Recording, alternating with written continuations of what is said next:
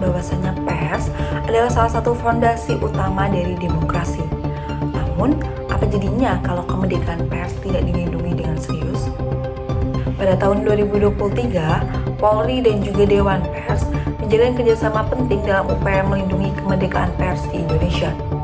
Sosialisasi ini digelar di Medan dan menjadi langkah nyata untuk menjaga ruang kebebasan berpendapat tetap aman, khususnya menjelang tahun politik yang rawan hoax, fitnah, dan juga polarisasi. Melalui kerjasama ini, Polri menegaskan bahwa pers adalah pilar keempat demokrasi. Lewat media, masyarakat bisa mengakses informasi yang cepat, akurat, dan juga objektif. Tapi sayangnya, di tengah arus digital saat ini, kita juga semakin sering menjumpai berita palsu dan penyalahgunaan profesi wartawan.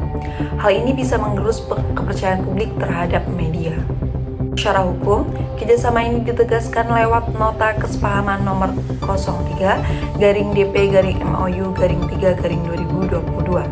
Tujuannya jelas, yaitu untuk memperkuat koordinasi dalam perlindungan pers dan penegakan hukum terhadap oknum yang menyalahgunakan profesi jurnalis. Hal ini penting agar nantinya wartawan yang bekerja secara profesional tetap terlindungi, sementara mereka yang mencemari profesi bisa ditindak secara adil. Menurut saya, langkah kerjasama antara Polri dan juga Dewan Pers ini patut diapresiasi. Di tengah maraknya tekanan terhadap jurnalis dan kasus-kasus kriminalisasi terhadap media, nota kesepahaman ini bisa menjadi pijakan penting untuk menciptakan iklim pers yang lebih aman dan juga profesional. Namun, tentu saja kerjasama ini harus dijalankan secara transparan dan juga akuntabel. Jangan sampai semangat perlindungan malah berubah arah menjadi bentuk kontrol terhadap media yang kritis. Apalagi menjelang tahun politik pada masa itu, di mana media sering menjadi sasaran tekanan ketika menyuarakan kebenaran yang tidak nyaman bagi para penguasa.